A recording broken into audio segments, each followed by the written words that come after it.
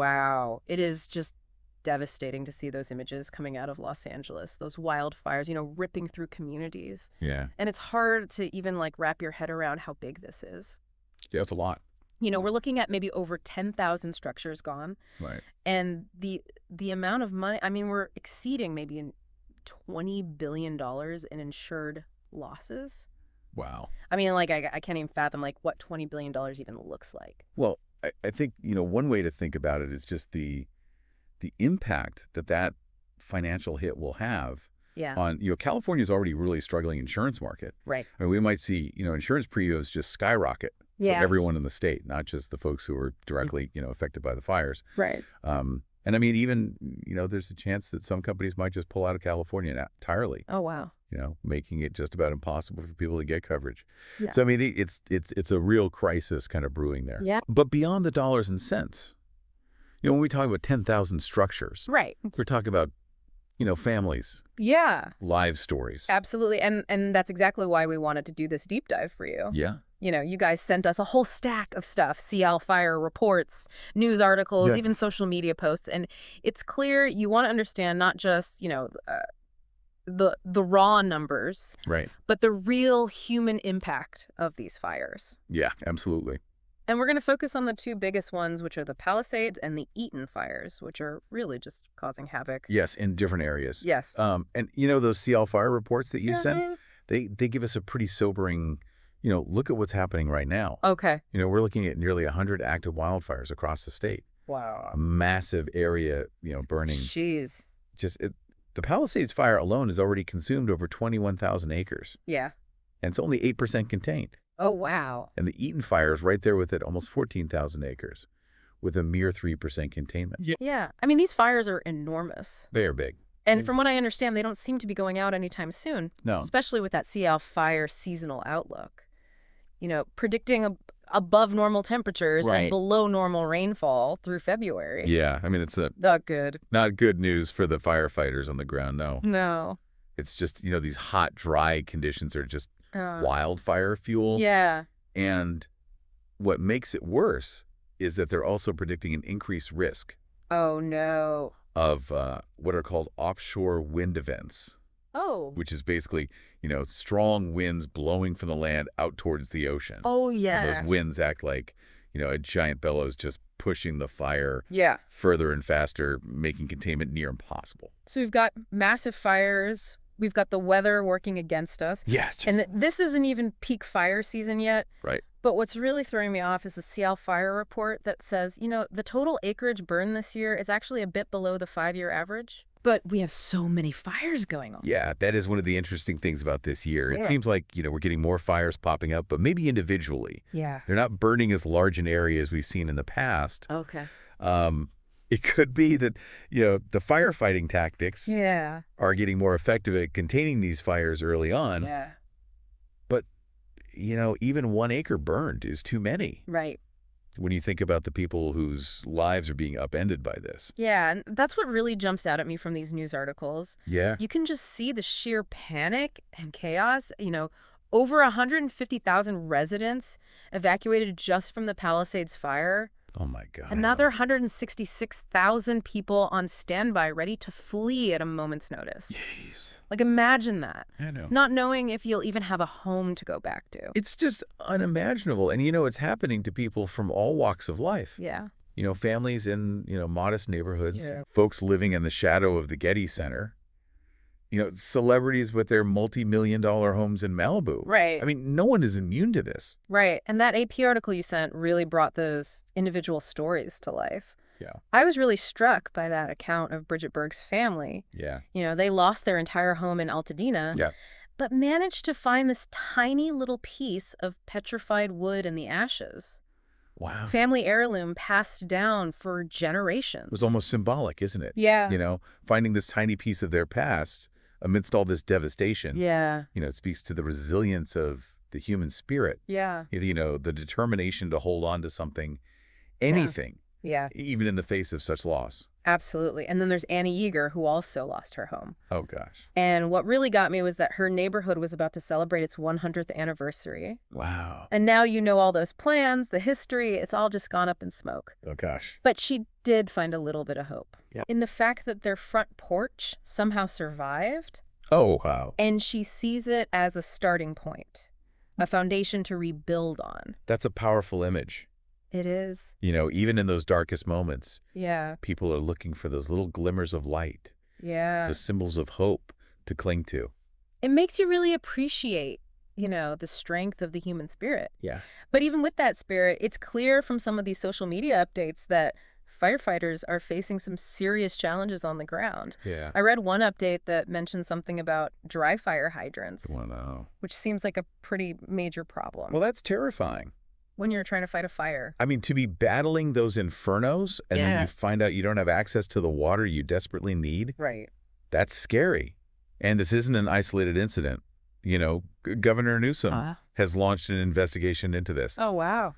Looking at, potential systemic problems with water infrastructure in these areas. That's like this disaster is showing us. Yeah. Problems that have been there all along. Yeah, simmering beneath the surface. Yeah. And speaking of problems, the LA fire chief, she's been very vocal about the city's lack of funding for firefighting and just the overall lack of, reliable water access. Right. She argues that, these issues are putting firefighters and residents at greater risk. So it's not just about these dry hydrants. No. It's about a lack of resources and preparedness in general. That's exactly. I'm really starting to wonder how this is all going to play out in the long term. Right. We've got this human cost, the firefighting challenges, this potential funding crisis. That's a lot. Like, where do we even go from here? Well, that's a great question. And, it's one we'll explore further in the next part of our deep dive. Okay. We'll look at the economic fallout of these fires, the potential impact on the insurance industry, and the bigger picture of, climate change. Okay. And what it means for the future of wildfires. Okay. So stay tuned for that. Yes. We'll be right back. Okay. As we get deeper into these LA wildfires, I can't help but think about the bigger picture. Yeah. We're seeing these mega fires more and more often. Right. And not just in California, but, all over the world. Yeah. It's a global issue. Is this just a coincidence or is something else going on here? Well, the science is pretty clear on this. Okay. Climate change is playing a major role in these intense wildfires. Right. Warmer temperatures, dry out vegetation. Right. Turning forests into basically tinder boxes. Yeah. And those dry conditions, create the perfect fuel for fires to burn hotter, spread faster than ever before. So it's like a vicious cycle. It is. The warmer it gets, the more likely we are to have these massive fires. Exactly. And then those fires release even more carbon dioxide into the atmosphere. Fueling climate change even more. Right. It's kind of scary. It's a scary thought. Yeah. It is. And it's not even just the temperature. Climate change is messing with the weather patterns, too. Right. Longer droughts, more frequent lightning strikes. Exactly. And both of those things, can spark a wildfire. Oh, absolutely. So it's this complex web of things. Right. But climate change is right at the center. At the heart of it all, yeah. Yeah. So what can we even do to mitigate these risks? Right. Especially in a place like LA that's so prone to wildfires. Yeah. That's the million-dollar question, isn't it? It is. There's no easy answer. Right. But there are, a number of strategies that can help. Okay.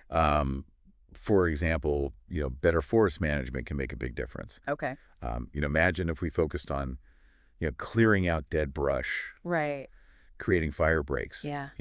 That would go a long way. Okay. In slowing down the spread of these wildfires. That makes sense. What about those controlled burns I keep hearing about? Yeah. Are those actually effective? Controlled burns can be a really useful tool. By intentionally, burning off excess vegetation in a controlled environment, you're essentially reducing the fuel load for potential wildfires. So it's like a preventative measure? Exactly. Okay. But, it's a delicate balance. Right. It requires, careful planning and execution to minimize those risks. So it's not as simple as just lighting stuff on fire? No, definitely not. And hoping for the best. No, it takes a lot of expertise. Okay, so what about homeowners? Right. Is there anything we can do individually Yeah. to protect our properties from these fires? Absolutely. Creating what's called a defensible space around your home is crucial. Okay. And that means, clearing away any vegetation close to your house, using fire-resistant building materials. Okay. And having a solid evacuation plan in place. Okay. Those are all good practical steps? Yeah. But it also feels like we need a bigger shift, like a fundamental shift. Yeah. In how we think about living in these fire-prone areas. I agree. Like maybe we need to just not build homes in these high-risk zones anymore. Yeah, I think you're right. We can't just keep doing things the way we've always done them and expect different results. Right. We have to adapt to this changing climate. Right. And maybe that means, stricter building codes. Okay. Investing in more resilient infrastructure.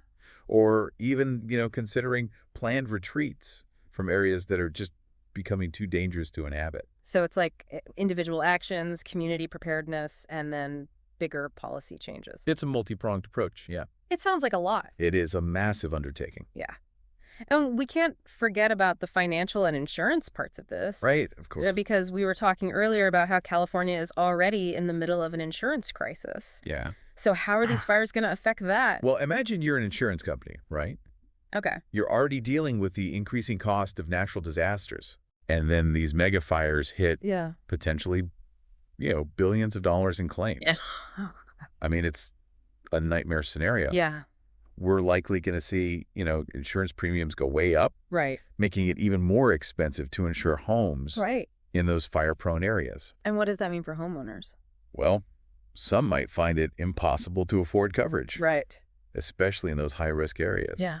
And some insurance companies may just decide to pull out of the market altogether. Wow. Leaving homeowners with even fewer options. That's terrifying. It is a tough situation.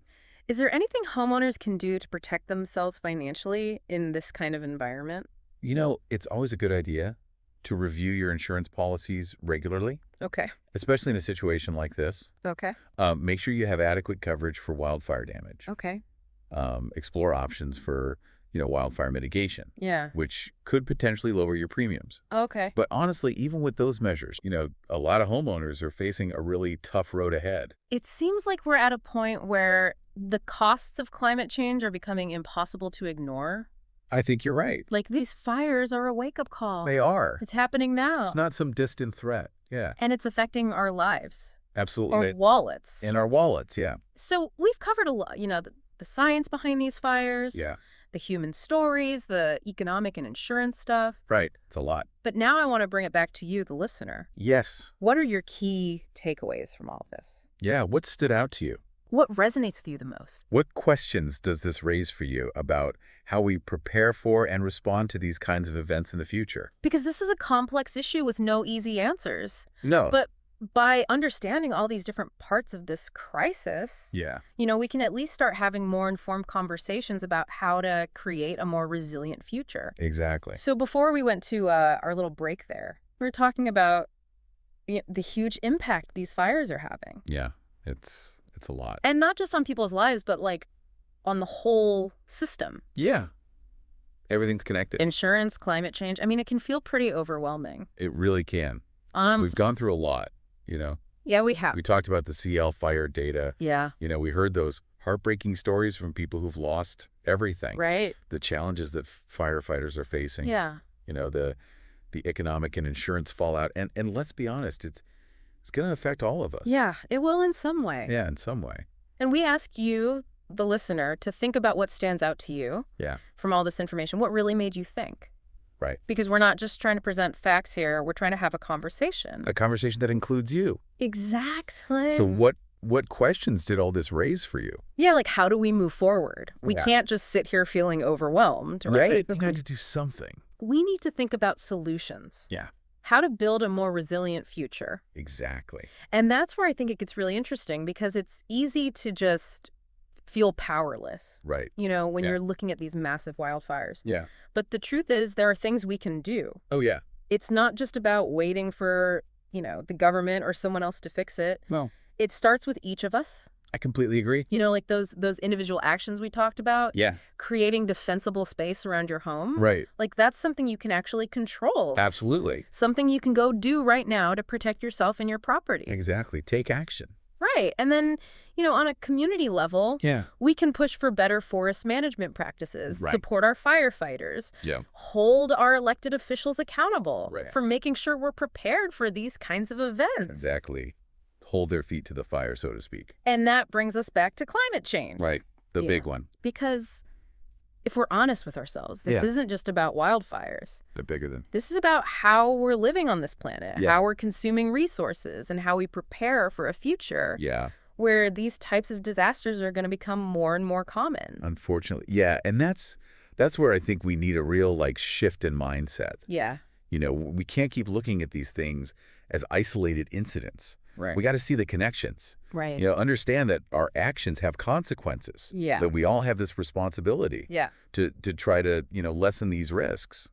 It's not going to be easy. No. And it's going to require some tough conversations. Oh, absolutely. But I truly believe, you know, if we work together, if we combine individual action with smart policy changes, you know, and a commitment to a more sustainable way of living. Absolutely. We can build a future where we're not just constantly afraid of the next megafire. I think that's a great place to leave it. Yeah, I think so too. You know, it's not about doom and gloom. No. It's about empowerment. Yeah. It's about taking, you know, all this knowledge, all these insights, and using them to make a positive difference. Yeah. So as you keep thinking about this topic, you know, what these fires mean for you and your community. Yeah. Remember that you have a voice, you have power, and you can be a part of the solution. Thank you for joining us for this deep dive. Yeah, thanks for listening. We hope you know this conversation has given you some food for thought, and maybe even inspired you to take action. We hope so. Stay safe, stay informed, and let's work together to build a more resilient future. Absolutely.